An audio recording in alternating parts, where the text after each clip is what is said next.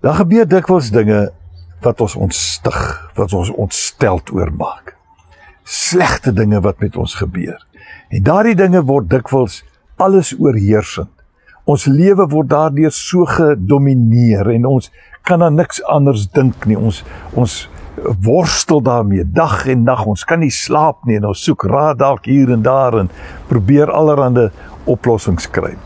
Nou hier was so 'n voorval in Handelinge 20 waar 'n jong man wat gesit en luister het na Paulus van die gebou afgeval het en hom doodgeval het. En daar was geweldige ontsteltenis oor hierdie jong man se dood. Paulus gaan toe afsoontoe en ons lees in Handelinge 20 vers 10 dat hy hom oor Etiges, dit is die man wat geval het, uitgestrek het en hom teen hom vasgedruk het en gesê het, moet julle nie ontstel nie, hy lewe. Sjoe, dis baie maklik gesê, maar moeilik gedoen. Hier is 'n dooie jong man.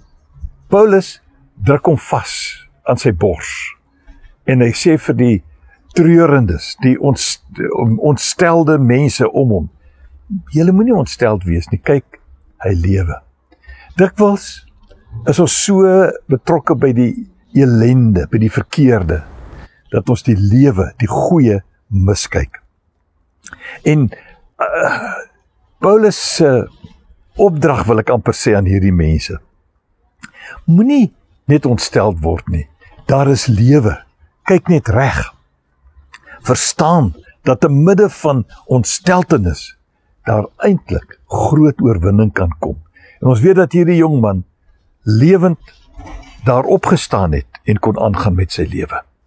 En as ons bereid sou wees om te aanvaar dat in die slegste van omstandighede ons ontsteltenis nie die belangrikste is nie, maar dat daar werklik lewe te bespeer is, lewe te beleef, lewe om te ervaar.